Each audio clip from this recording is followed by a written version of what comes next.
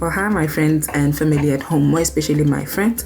It is once again your favorite literacy mentor, Elisa Mureki from Welcome Cluster Leisure Liputswa Machabeng. And in this instance, I would like to definitely have this session with you, which is the most important session about sharing books and stories. Now, parents, you are welcome to share with us this session, and I would like you to actually grab your book and your pen and actually get to sit back and relax as we are going to help each other and share it with each other the tips on how to actually ensure that we work together with our children in sharing those books and stories. Now, meanwhile, we're waiting for you to grab your pen and paper. My friends, are you ready to have an energizer done? Because remember, we need to also teach our parents on how we do it. Okay, so now our energizer for today is going to be a finger and a thumb.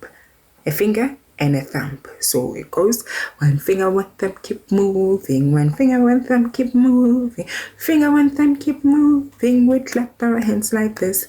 Two fingers, two thumbs, keep moving. Two fingers, two thumbs, keep moving. Two fingers, two thumbs, keep moving. We clap our hands like this.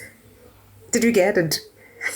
We'll share it with our parents at a later stage. So now I bet our parents are now back and ready and hoping to settle in and actually have fun with us. Now, like I had said earlier on, that we are going to go through sharing books and stories together. Now, parents, remember, the most important part about this part is actually to help your child build and actually have a strong, loving bond while also, get this, while also helping them develop their literacy skills, not only for today, but in the nearer future to come. Remember, we're working on their successes. Meanwhile, they still tender, right? Okay, so now we are going to share a few favorite tips on how we can possibly make everything come true through these books and stories for that matter. Now remember, parents, having to read to your children actually does a lot of things. It actually allows and actually opens your child's eyes. It opens your child's heart and mind. Remember, their way of their creative thinking is the most important part on this area or on this one. And remember that this is initiated at a very tender age or stage for that matter, and it is intended to continue throughout their lives. It's pretty much important that we get that. Now, here's some of the tips that we can possibly go through and actually understand as we are helping or rather teaching our children or assisting our children for that matter. Now remember, whenever you are to share a book or a story with your child, you are not supposed to be enforcing your child to do something that they are not comfortable in doing. Instead, rather invite them and actually ensure that you read a book with your child for at least 15 minutes on a daily basis. Now, you need to always find yourself a comfortable space to actually be able to sit in. It could be a bed. It's comfortable. It could be a couch. It's pretty much comfortable. However, in these comfortable spaces, just ensure that there isn't much of a noise. There isn't any distraction that will come across to disturb your child. Remember, we are now reading and sharing a book together.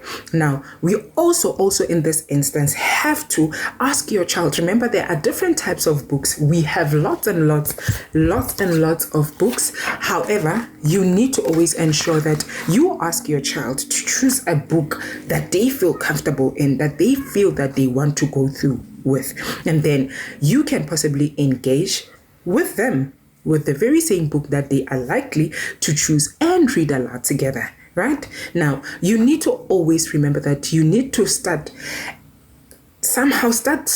by spending some time looking at the book and talking about the front cover. Now, remember, children always have this mentality that the authors are non-existent. Now, they need to remember that authors and illustrators are as human as us. Now, it gives your child an allowance to actually explore and recall that, oh, well, I can also be one. If this person can possibly write a book and it's a human, I'm capable as well. I can possibly do it thoroughly so. Now, you need to always make sure that you sit closer with your child.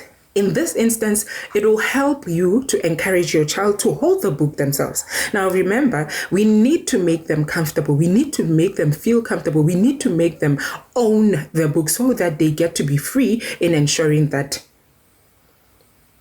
they are responsible enough to actually go through the story.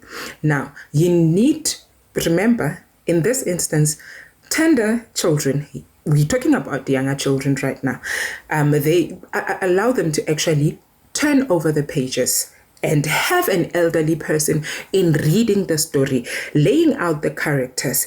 It would pretty much make, remember, we're talking about, again, a bond between the two. Now, having to have a child turn on the pages and having an elderly to read on the book, it actually creates now the bond that we are actually talking about, right? Okay. Now, try different things to make stories alive. I mean, we have different types of stories. We have different types of characters. We have different types of reactions within the story. Now, I'll make a typical example with my favorite book right now, The Color of Love. Now, the main character within the book is Leon. And we know for a fact that Leon is a lion. And we know that when lions speak, they roar, and they roar with a stern, strong voice, right? So now in this instance, you need to always make sure that if the character is laid out, if the character is slow, you need to make it feel that it's very slow. If it's in a quick mode, then you need to prolong in the quick mode. However, you need to always ensure that a child gets to have a lead on how the story is laid out. Now, I'll make a typical example for you. What is that noise? Leon stood up and walked cautiously to the bushes. Harry the hyena and Lippy the leopard were playing in the stream. They seemed to be having fun, thought Leon.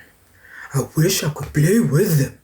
Now, this gives a child a bright mind of understanding that this is the typical character we're talking about, and this is what the character is implying.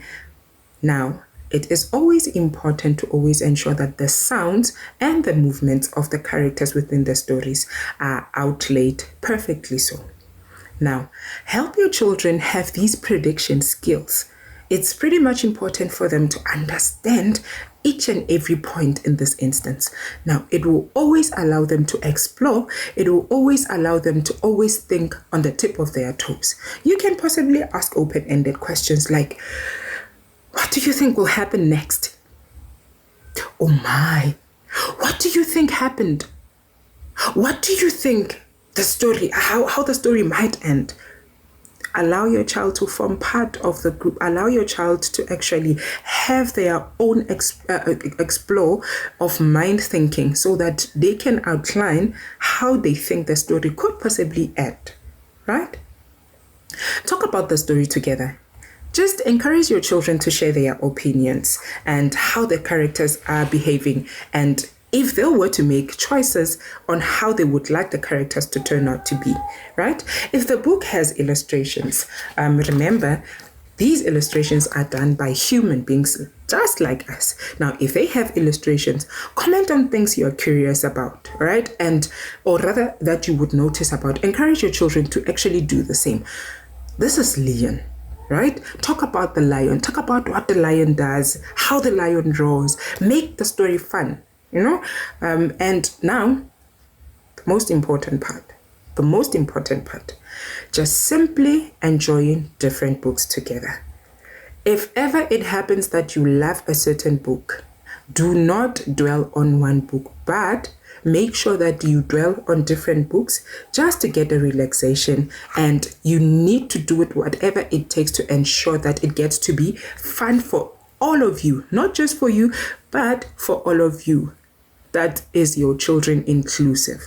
Now, in this instance, I would like you to just go and explore on these tips and actually see if they can possibly assist you and your child. And in the nearer future, we will definitely meet again and actually go through the story and have that read out loud with their favorite book. I hope you enjoyed the session for today and have a great one.